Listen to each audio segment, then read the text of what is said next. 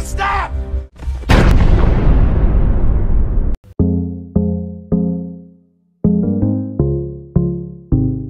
Halo Sobat Movie, dimanapun kalian berada, gimana kabarnya? Semoga kalian selalu bahagia ya.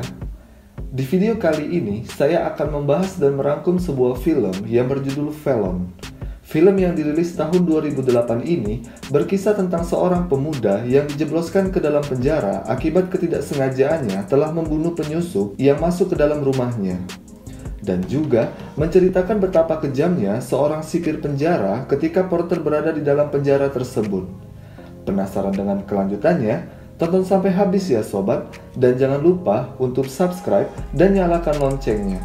Terima kasih.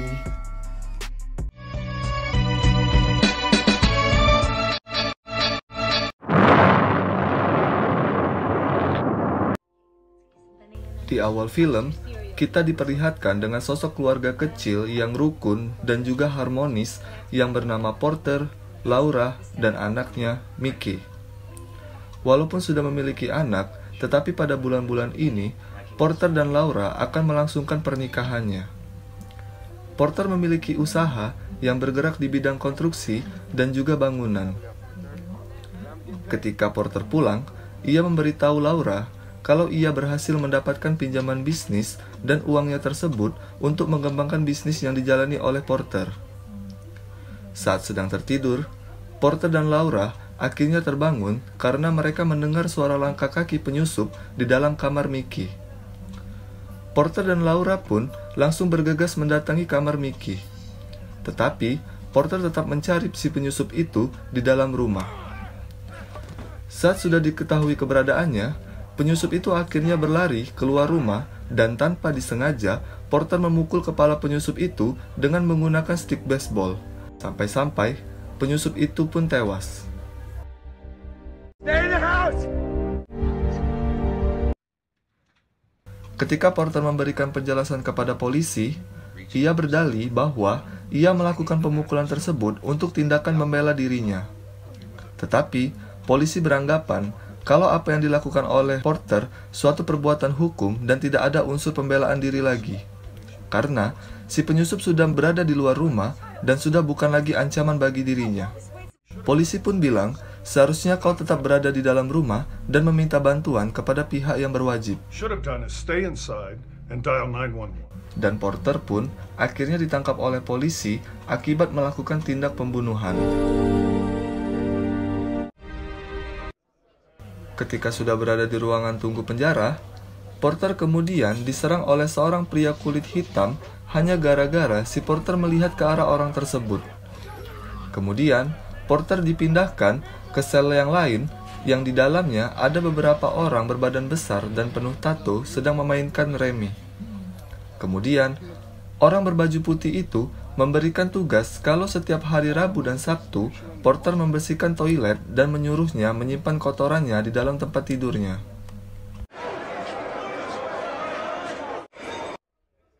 Keesokan harinya, Laura pun datang menemui Porter dan menanyakan apa yang terjadi dengan wajahnya. Kemudian, Porter berdalih kalau wajahnya terluka akibat terjatuh. Porter pun berkata kalau nanti akan ada seseorang pengacara yang akan membela kasusnya. Dan ia meminta Laura untuk bersabar karena Porter akan mendengarkan perkataan si pembela tersebut. Singkatnya, Wade kedatangan seorang wanita yang bernama Mara Reid, yaitu seorang pengacara yang akan memberikan pembelaan terhadap kasus pembunuhannya. Ia bilang kalau Porter harus membayar denda sebesar $1 juta dan itu wajib untuk biaya pembunuhannya. Karena Porter tidak sanggup untuk membayar uang sebesar itu, akhirnya Nara memberikan opsi lain. Ia meminta Porter untuk mengakui perbuatannya jika ia membunuh itu tindakan yang tidak disengaja. Dan dendanya pun akan dikurangi oleh jaksa. Dan juga, jika Porter tidak membuat masalah di dalam penjara, ia dijanjikan keluar penjara dalam waktu 15 bulan. Dan akhirnya, Porter menuruti keinginan si pengacara tersebut. Di tempat lain, kita dilihatkan dengan keadaan di dalam penjara yang sedang terjadi keributan di dalamnya. Di sela-sela keributan, ada sosok pria tinggi besar dengan kumis dan jenggot tebal yang bernama John Smith. Ia adalah seorang pembunuh berantai yang nanti kita akan tahu siapa ia sebenarnya. Ia kemudian diberi hukuman karena rupanya John Smith lah yang sudah membuat kekacauan di dalam penjara tadi. Dan ia sedang mengobrol bersama Gordon, yaitu seorang otoritas penjara, dan ia berniat untuk memindahkan Smith ke penjara lainnya. Kembali ke Porter, saat ia akan dikirimkan ke penjara lainnya, di dalam bis, ia berkenalan dengan seorang tahanan yang bernama Snowman. Ia kemudian menunjuk ke arah pria kulit putih yang sedang duduk di depan Porter. Lalu, Snowman memberitahu kalau nama pria tersebut adalah Danny Samson, yaitu seorang penjahat kelas kakap. Ia seharusnya dimasukkan ke penjara khusus. Samson juga termasuk dalam geng Aryan, atau yang dikenal sebagai merek atau AB, yaitu geng penjara neo-Nazi dan sindikat kejahatan terorganisir di Amerika Serikat. Selesai mengobrol, tiba-tiba Danny Samson menyerang tahanan lainnya, yaitu anggota geng Aryan juga, dengan menggunakan pisau kecil yang disimpan di kantong celananya.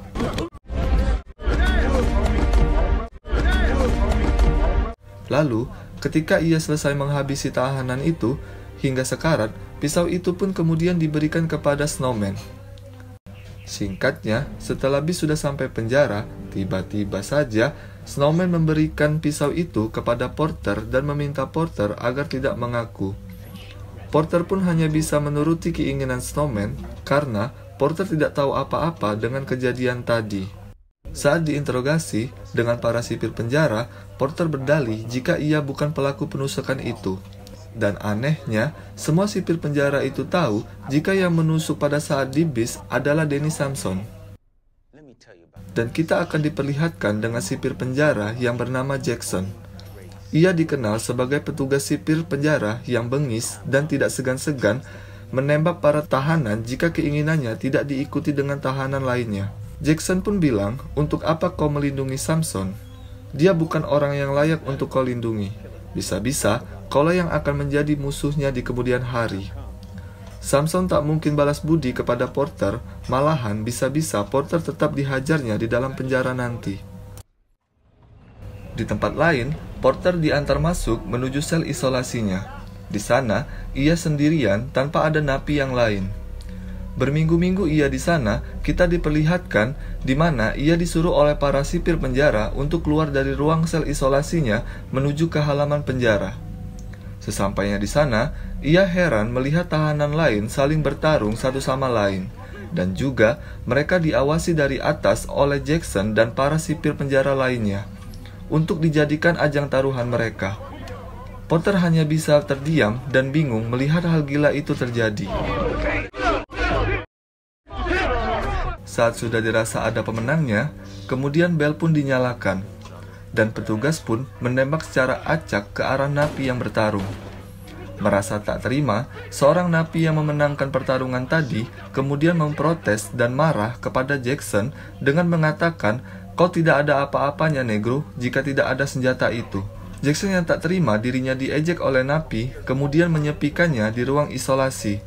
Kemudian, Jackson langsung menghajar napi kulit hitam itu dengan membabi buta. Saat Laura mengunjungi Porter, ia kemudian memberitahu kalau Laura kehabisan uang untuk menghidupi kebutuhan sehari-hari. Dan juga, sewa kontrak rumahnya pun sudah melewati masa tenggang. Lalu, Porter menyarankan agar Laura menggunakan cek pinjaman bisnisnya untuk memenuhi kehidupan sehari-hari sampai beberapa waktu ke depan. Just use the checks. Selang beberapa hari di penjara, Porter kedatangan napi kelas kakap pindahan dari penjara lain, yaitu John Smith. Kemudian, Smith dipindahkan ke sel yang sama dengan Porter. Sebelum masuk, Jackson menyita foto istri dan anaknya Smith dan mengancam untuk tidak membuat kekacauan di penjara ini. Dan John Smith pun menyetujuinya. Close 13. Kesan pertama ia berada di sel itu, Smith memberikan pilihan kepada Porter apakah ia akan berdamai atau berkelahi. Porter tidak memilih keduanya, dan kemudian Smith meminta tempat tidur yang digunakan Porter sekarang untuk menjadi tempat tidurnya. Lalu, Porter pun bergegas untuk membersihkannya. Kemudian, John Smith pun langsung beristirahat. Keesokan harinya, mereka berdua pergi ke halaman. Di sana, Smith disambut baik oleh kelompok kulit putih yang bernama Oso. Dia adalah seorang penembak bayaran. Kemudian, datanglah Snowman dan temannya menemui Porter. Snowman bilang kalau Samson berterima kasih kepada Porter karena sewaktu kejadian di dalam bis, Porter tidak memberitahu kalau si Samsonlah yang telah melakukan penusukan itu. Porter pun bertanya, kenapa Samson melakukan hal itu dengan kelompok Aryan padahal mereka adalah satu geng? Snowman bilang kalau pria itu berhutang narkoba kepada Samson.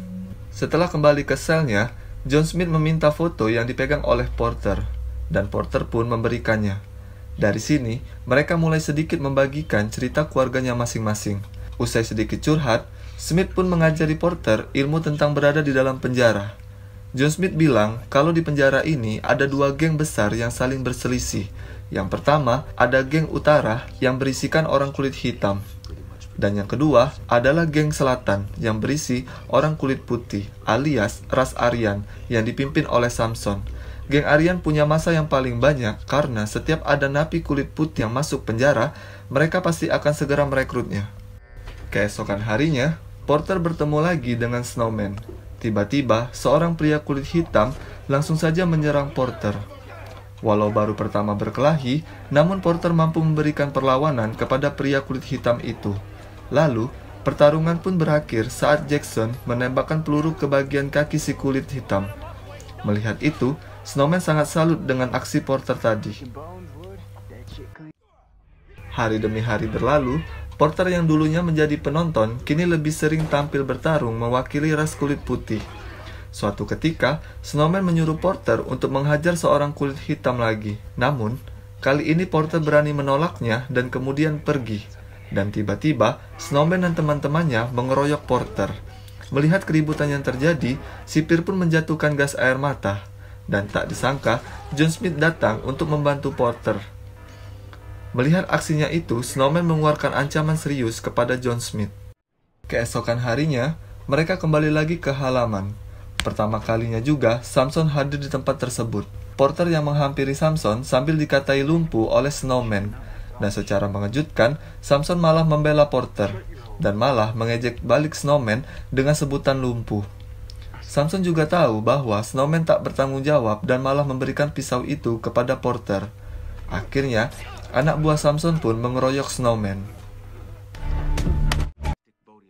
Melihat itu, petugas langsung saja memberhentikannya, lalu Jackson menyuruh Robert untuk menginterogasi Snowman. Robert sempat menolak, tapi dengan tegas Jackson bilang bahwa Snowman ini bisa menjadi saksi yang bagus untuk menuntut Samson mendapatkan hukuman yang lebih berat lagi. Usai Jackson pergi, Colin bertanya mengapa Jackson begitu benci dengan Samson. Disinilah kemudian terungkap bahwa Jackson punya dendam pribadi kepada Samson. Dulu Samson pernah menghajar Jackson, mengencinginya, dan melemparinya kotoran. Akibatnya, Jackson menderita hepatitis A dan menularkannya kepada keluarganya. Kembali ke sel isolasi, Porter menanyakan makna dari tato-tatonya John Smith itu. John Smith pun menjelaskan bahwa tanggal-tanggal ini adalah tanggal bersejarah dari istri dan anaknya. Kemudian, Porter menanyakan apa makna dari tato kotak kosong itu. John Smith menjawab bahwa ini adalah tanggal di mana mereka akan berjumpa kembali. Jadi ceritanya, istri dan anaknya John Smith telah mati dibunuh oleh perampok. Akhirnya, John Smith membalasnya dengan cara membuat kedua orang perampok itu menjadi cacat, serta membunuh seluruh keluarganya si perampok dengan sadis.